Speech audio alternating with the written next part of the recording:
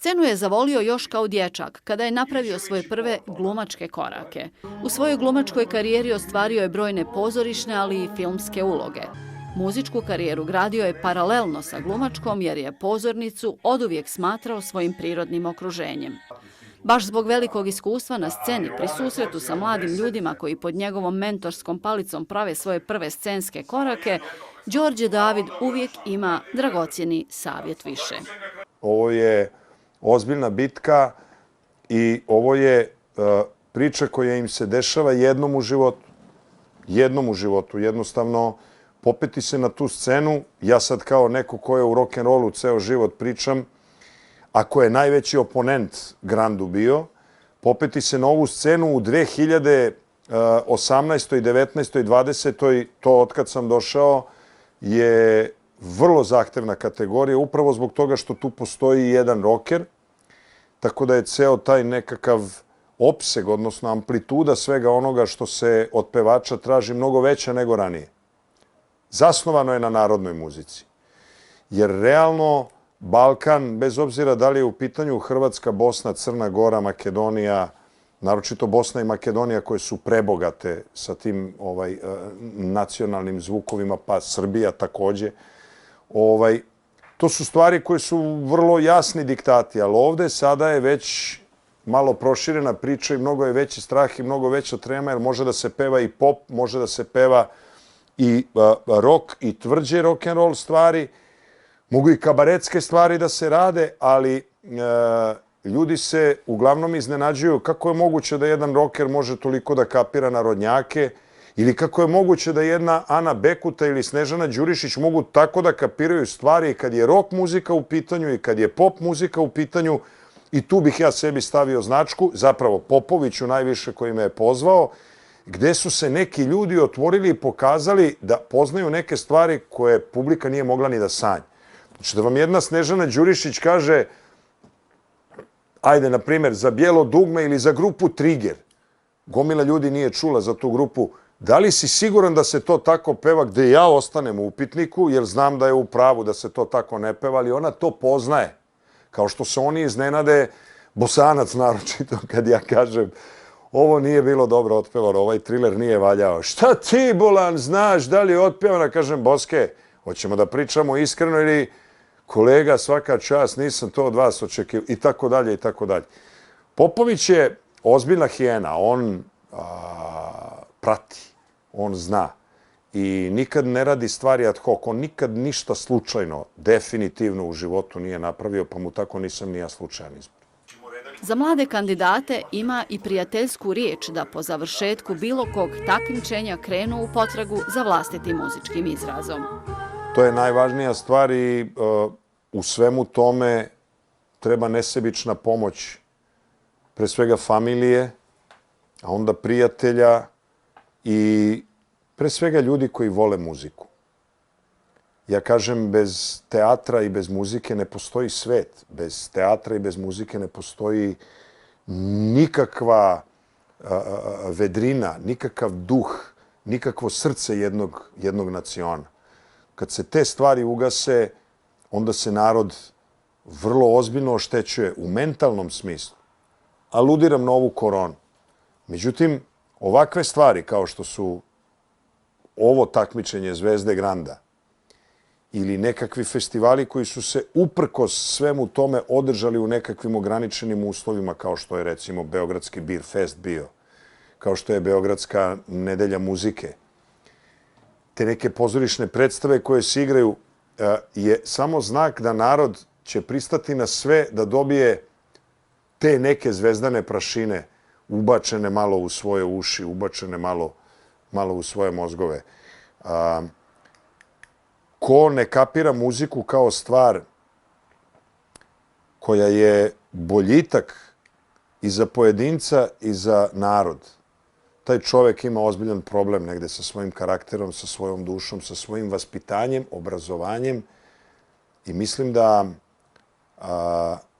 postoji jedna određena vrsta nipodaštavanja ovih mladih ljudi i pevača od strane ljudi koji odlučuju. Da li su to upravnici pozorišta, direktori nekakvih festivala, menadžeri nekakvih manifestacija i tako dalje, do političara koji sve nas, sad tu uključujem i nas koji smo nešto u životu napravili, negde bacaju u stranu, smatraju ljudima drugog reda i imaju negde problem sa svojim ego tripovima kad smo mi u pitanju. Zbog toga mislim da kultura na Balkanu počinje da trpi. Albajaga je davno napisao stihove koji su fenomenalni. Ja to u intervju ponavljam. Koja sila vlada svetom, hipici u 50. svoju decu plaše bombama, bombama i katakombama. Pa sad vi to prevedite na ovo vreme, kad je ceo svet pod ovom pandemijom. Pritom ne mislim na ove naše lokalne vođe. Ne znam, niti na predsjednika BH, niti na predsjednika Srbije, niti Makedonije, niti Hrvatske, niti bilo čega. Mislim na ove gore, njih par komada koji vrlo ozbiljno sašivaju tu priču i vrlo ozbiljno unose paniku. Ako pogledate neke futurističke filmove, shvatit ćete da je to samo copy-paste. Samo na mnogo brutalniji način. Deluje da je tiše. Jer realno se radi u tišini. Nemamo ovde sada lasere, vojsku neku koja prolazi i koja ti brani. Ali već samim tim što vidiš da je skoro svaki čovjek sa maskom na licu dovoljno govori o tome da su nam mozgovi negde u predpranju. Što nije dobro. Svoju ogromnu energiju pokušava prenijeti na kandidate s kojima radi, nesebično se dajući na svakoj probi. Za sebe tvrdi da jedino tako funkcioniše i da sve što radi zapravo radi na taj način, ne štedeći se. Kad dođeš u takvu situaciju, pa ti još bude ponuđeno da budeš mentor i ti mladi ljudi u tebe gledaju kao pilići iz gnezda koji čekaju da im baciš crva, ti nemaš drugi izbor nego da uđeš u igru, ono što se kaže događa i da im se predaš 100%. I to radi svako od nas u mentorstvu. I Marija, i Viki, i Bosanac, i Ana, i Jelena, čak i taj Sale i Snežana Đurišić, čak i Mili koji nam je ove godine, ja bih rekao na polusezoni, ili tako, ubačen kao novi direktor muzičkog programa muzičke produkcije Granda. Godina koju smo ispratili svim muzičarima je donijela jednu novu realnost, ali su apsolutno svi baš tu godinu iskoristili za kreativno stvaralaštvo. Meni muzika nije terapija, meni je muzika život. Polazna tačka i osnova za sve. Sa muzikom se budim, sa muzikom spavam, sa muzikom dišem, sa muzikom negde u svojoj glavi sahranjujem svoje najmilije, sa muzikom u svojoj glavi milujem moju Stašu, moju kćer. Muzika mi je sve. I muzika mi je mnogo toga dala i muzika je možda najbolji lek protiv svih bolesti, protiv svih zaraza, koje tehnologija i čovečanstvo tom nenormalnom brzinom kojom ide kao napred, zapravo pomaže. Ja sam životinja, ja sam budala, ja idem meso na meso. Ja ne mogu sa njima da radim online. Ja jednostavno to, ja volim da se očešem. Ja volim da ide koža na kožu u tom nekakvom kontaktu gde treba da razmenimo energiju, emociju, a u ovom slučaju i gde treba neko iskustvo moje da im dam. Ja nešto ne verujem u te online, možda zato što sam Titov pionir, pa negde nisam na te stvari svikao, ali mislim da neću niti navići do kraja svog života na tu priču, jer ipak mislim da je live i to je to. Da ne trošimo mnogo, razmladivanjem sve izlazi.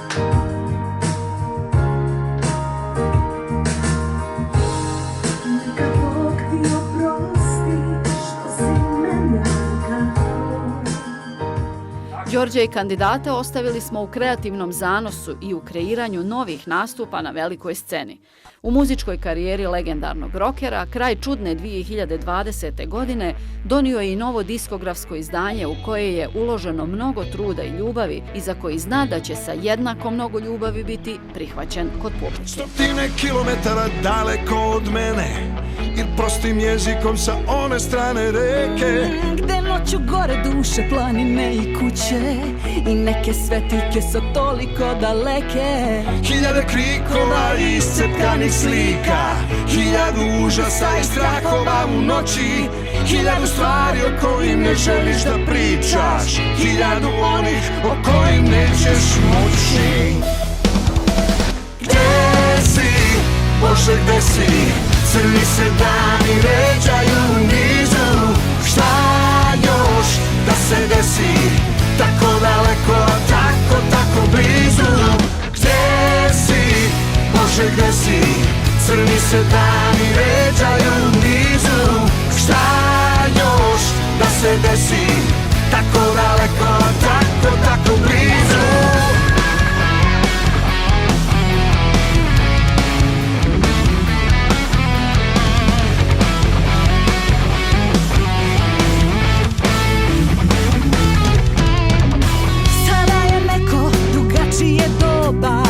I pevaju se neke druge pesme. Na kraju veka razlupala se slika i ništa više isto biti ne sme. Sve one ulice što poznavao sam dobro, niskore ove noći niko neće proći. Svi oni ljudi koje voleo sam mnogo, a vidjeti ih više nikad neću moći. Gde si, Bože, gde si? Crni se dani ređaju u nizu. Šta još da se desi? Tako daleko, a tako blizu. Gde si, Bože, gde si? Crni se dani ređaju u nizu. Šta još da se desi? Tako daleko, a tako blizu.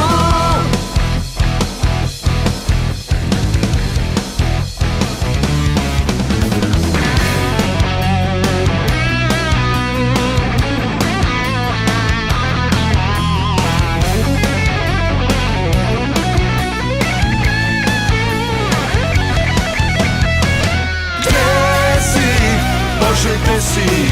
Crni se dani ređaju u nizu. Šta još da se desi? Tako daleko, a tako blizu. Gde si, Bože, gde si? Crni se dani ređaju u nizu. Šta još da se desi? Tako daleko, a tako blizu.